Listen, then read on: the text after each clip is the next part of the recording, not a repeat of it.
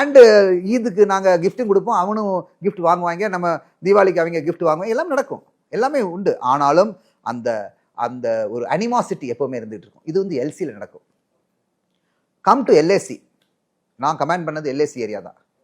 எல்ஏசியில் என்னென்னா, சைனீஸ் என்ன செஞ்சுட்டாங்க, 1962ல் ஒரு நம்மளும் அவங்க 2 பேருமே அந்த இடத்துல இல்லவே இல்லை.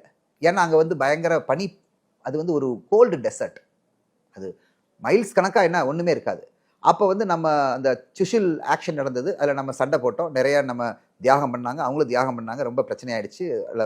1960ல் என்ன செஞ்சான், நிறைய இடத்துல வந்துட்டு திருப்பி ஒன்றுமே செய்யல, அவன் திரும்பி போயிட்டான், வந்துட்டு திருப்பி போயிட்டான். இடம்லாம் பிடிக்கல, இடம் பிடிக்கல, போயிட்டு கொஞ்சம் தூரத்தில் என்ன செஞ்சுட்டான், இதுவரையிலும் எங்கள் இடம்னு சொல்லி ஒரு மார்க்கிங் மட்டும் பண்ணிட்டு போயிட்டான்.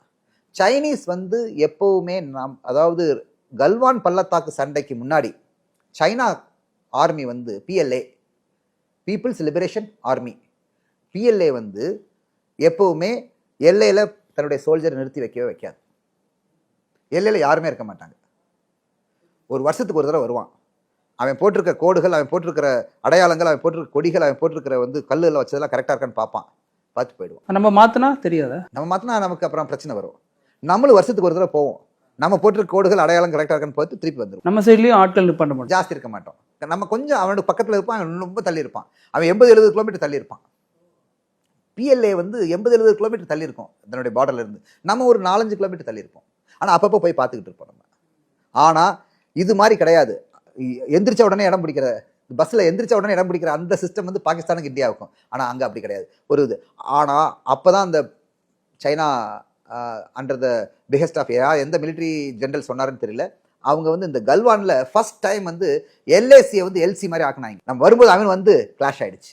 இது வரலும் சைனீஸ்க்கு நமக்கு கிளாஷ் ரொம்ப ரொம்ப ரேர், ரொம்ப ரொம்ப ரேர். 1968ல் ஒரு தடவை நடந்தது, இந்த மாதிரி 1984ல் நடந்தது சம்த்ராங் வேலி, பட் ரொம்ப ரொம்ப ரேர். பட் இந்த எல்ஏசி லைன் ஆஃப் ஆக்சுவல் கண்ட்ரோலில் வந்து ஜென்ரலி ட்ரூப் டிப்ளாய்மெண்ட் இருக்காது. But at the same time இப்போ ஆஃப்டர் கல்வான் எப்போ நடந்தது, 2019 கொரோனாக்கு முன்னாடி நடந்தது இல்லை, அங்கே நம்ம 21 பேர் செத்து போயிட்டோம், அவங்க 42 பேர் செத்து போயிட்டாங்க இல்லை, அவங்க நாங்கள் யாருமே சாவலன்னு சொல்லி அடுத்த வருஷம் தான் தெரிஞ்சது, உலகத்துக்கே தெரிஞ்சது இந்த மாதிரி. ஸோ அதனால் அந்த எல்ஏசியில் வந்து அந்த ஆக்டிவிட்டி, அதுக்கப்புறம் இப்போ என்ன ஆயிடுச்சு, ரொம்ப ப்ரெஷர் ஆயிடுச்சு. இப்போ எல்சியும் கிட்டத்தட்ட எல்ஏசியும் ஒரே மாதிரி ஆயிடுச்சு, ஐ மீன் பிரச்சனை ஆயிடுச்சு.